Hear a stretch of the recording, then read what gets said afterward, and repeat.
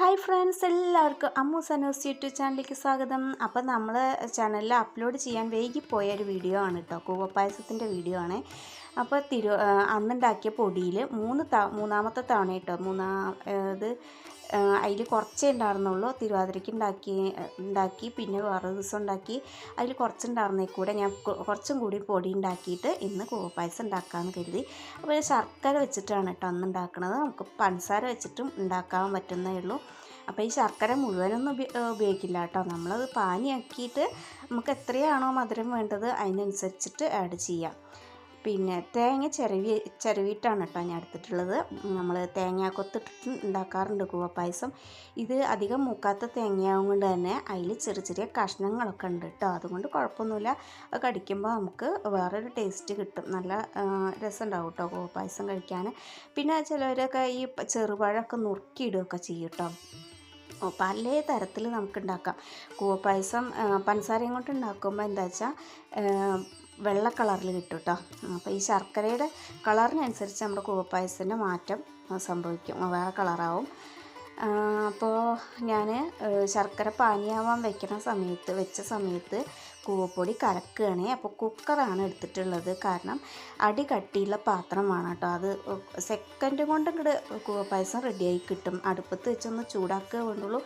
കൈ വിടാതെ നമ്മൾ ഇളക്കിയിട്ടില്ലെങ്കിൽ നമുക്ക് പിന്നെ അത് നേരം പോലെ കഴിക്കാൻ പറ്റില്ല കേട്ടോ. കാരണം അത് അടി ഒരു ശക്കരം കരിഞ്ഞു പോയാൽ പിന്നെ ഒന്നും പറ്റില്ല അത്.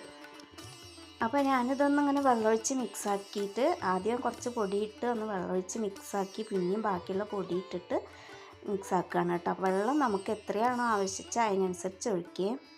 ഇതിനങ്ങനെ പ്രത്യേകിച്ച് ഇതൊന്നുമില്ല കേട്ടോ. ചിലപ്പോൾ ചിലർക്ക് ഇത്തിരി ലൂസായിട്ടുള്ള സാധാ പായസം ഉണ്ടാക്കുന്ന പോലെ ചിലർക്ക് ഇഷ്ടാവും. അപ്പോൾ അപ്പോഴാണ് ഇത്തിരി കൂടിയൊക്കെ വെള്ളം ചേർക്കുക. ഞാനിപ്പോൾ ഇത് അങ്ങനെയാണ് പാലിൻ്റെ ഒരു പരുവത്തിലാണ് കേട്ടോ കലക്കിയെടുത്തിട്ടുള്ളത്. ഇത് ശരിക്കും പറഞ്ഞാൽ അടുപ്പത്തേക്ക് വെക്കേ വേണ്ടുള്ളൂ. ഇതാ പറയുമ്പോഴേക്കും 1 മിനിറ്റ് കൂടി വേണ്ട, അത്രയും പെട്ടെന്നാവും. അപ്പോൾ എന്താ വെച്ചാൽ നമ്മളെല്ലാം റെഡിയാക്കി വെച്ചിട്ട് വേണം അടുപ്പ് കത്തിക്കാൻ വേണ്ടിയിട്ട്. ശർക്കരപ്പാനി റെഡിയാവണം. പിന്നെ അതൊരു പകുതി തണുപ്പെങ്കിലും ആവണം കേട്ടോ. ആ ചൂടോടുക്കനെ ഒഴിച്ചാൽ ഇതൊറ്റ കട്ടയോലാവേ. അപ്പോൾ ഇത് കലക്കിയ ശേഷം ഞാൻ തേങ്ങ ഇടുന്നുണ്ട്. തേങ്ങ നമുക്ക് എത്ര വേണമെങ്കിൽ ഇടാം കേട്ടോ. അപ്പോൾ നമ്മളിതിൽ പഞ്ചസാര നല്ലല്ലോ, ശർക്കര ഇടണം. അപ്പോൾ ഇപ്പം ഇനി ഒന്നും ചെയ്യണ്ട. ശർക്കരപ്പാനി തണുത്ത ശേഷം ഇതിലേക്ക് വേണ്ട മധുരം ആഡ് ചെയ്താൽ മതിയേ.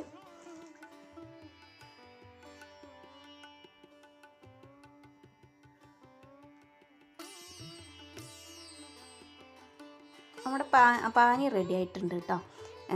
അപ്പോൾ അതൊന്ന് തണുത്ത ശേഷം എന്താ അതിലേക്ക് ഒഴിക്കുകയാണ്.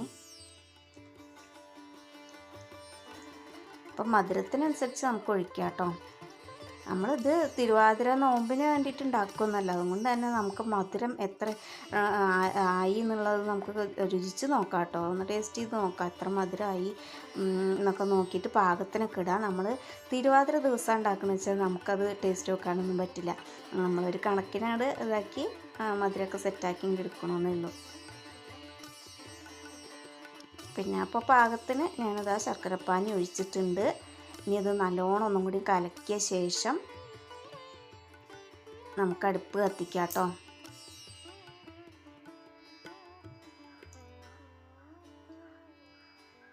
അടുപ്പ് കത്തിച്ചിട്ടുണ്ട്. പിന്നെ ഇത് ഞാൻ സിമ്മിലാണ് ഇട്ട് വെക്കുന്നത് കേട്ടോ. വേണമെങ്കിൽ ഒന്ന് ചൂടാവണ വരെ ഒരു പകുതി ഇതിലൊക്കെ വെക്കാം. ഞാൻ എന്തായാലും സിമ്മിലാണ് ഇട്ട് വയ്ക്കുന്നത്. കാരണം ചെറിയതായിട്ടൊന്നും പണി പാളിയാൽ പിന്നെ അത് നമുക്ക് നല്ലപോലെ കഴിക്കാൻ പറ്റില്ല. അതുകൊണ്ടാണ് ഈ സിമ്മിലിട്ട് വെക്കുന്നത്. ഇത്തിരി നേരം നിന്നാലും വേണ്ടില്ല എന്ന് കരുതിയിട്ടാണ്. അപ്പോൾ തീ കത്തിച്ച ശേഷം പിന്നെ നമ്മളിതൊന്ന് കൈയെടുക്കാതെ ഇളക്കണം കേട്ടോ. അതാണ് ഇതിൻ്റെ ഒരു വേറെ പായസങ്ങളെപ്പോലെയല്ല. ഒരിത്തിരിയൊക്കെ നമുക്ക് കൈയൊക്കെ മാറ്റാം വേറെ പായസങ്ങളൊക്കെ ആകുമ്പോൾ ഇളക്കണേന്ന്. പക്ഷേ ഇതൊന്നും തീരെ പറ്റില്ല.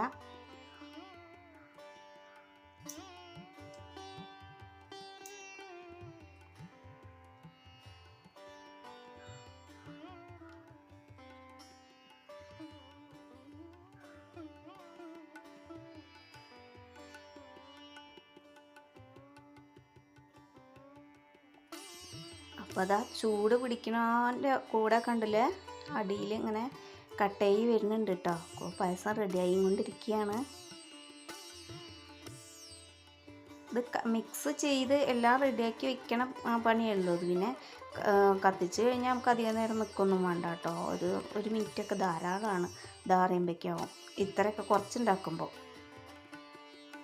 കൂടുതൽ ഉണ്ടാക്കണതിനനുസരിച്ച് നമ്മൾ കൂടുതൽ നേരം സ്പെൻഡ് ചെയ്യേണ്ടി വരും.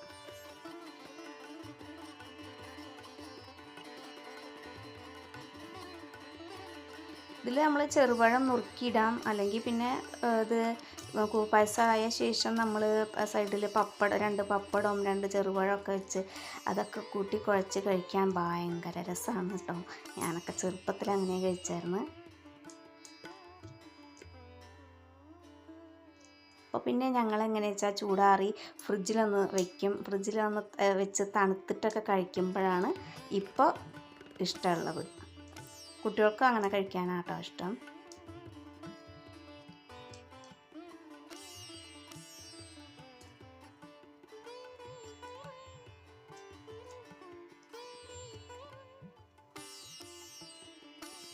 കുക്കറിലാകൊണ്ടാണ് കേട്ടോ അത് പെട്ടെന്ന് അങ്ങോട്ട് ഇതാവണില്ല. സ്റ്റീൽ പാത്രത്തിലൊക്കെ ആണെച്ചാൽ ഈ അടി കനല്ലാത്ത പാത്രത്തിലൊക്കെ ആണെച്ചാൽ പെട്ടെന്ന് അടി പിടിക്കും.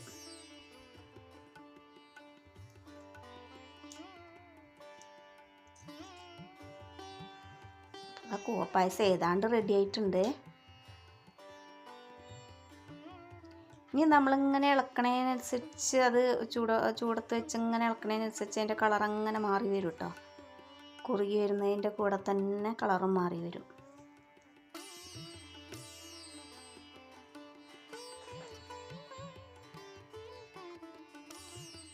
അപ്പോൾ അത് ഏതാണ്ടായി. ഇനി ഇത്രയും മതി എന്ന് വിചാരിച്ചിട്ടാണ് നമ്മുടെ പാത്രത്തിൽ നിന്ന് അങ്ങനെ ഇളകി വരുന്നുണ്ട് കേട്ടോ.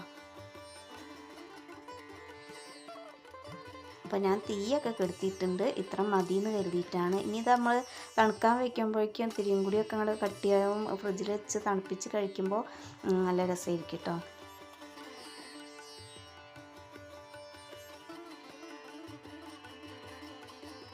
അപ്പോൾ കൂവപ്പായസം പല തരത്തിലുണ്ടാക്കും കേട്ടോ. പല തരത്തിലുണ്ടാക്കണവരുണ്ട്. അപ്പോൾ എൻ്റെ അടുത്ത് നിന്ന് നല്ല മിസ്റ്റേക്ക് അത് ചില മാറ്റങ്ങളൊക്കെ ഉണ്ടെങ്കിൽ നിങ്ങളൊന്ന് പറയണം കേട്ടോ. നമ്മുടെ ഇഷ്ടത്തിന് വെക്കാമല്ലോ കൂവപ്പായസം. ഇത് അടിപൊളിയാണ് കേട്ടോ. ഞങ്ങൾ കഴിച്ച് നോക്കിയതാണ്. ഇതേപോലെ തന്നെ ഞാൻ തിരുവാതിരയ്ക്കൊക്കെ ഉണ്ടാക്കിയത്.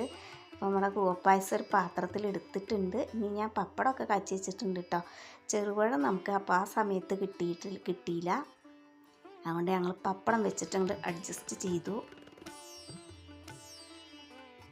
കൂവപ്പൊടിയും കൊണ്ട് എല്ലാവരും ഇങ്ങനെ ഒന്ന് ഉണ്ടാക്കി വെക്കാം കേട്ടോ. നമുക്ക് തിരുവാതിരയ്ക്ക് മാത്രമല്ല എല്ലാ സമയത്തും ഇത് കഴിക്കാം. അപ്പോൾ വീഡിയോ കണ്ടവർക്കൊക്കെ എല്ലാവർക്കും താങ്ക്സ്.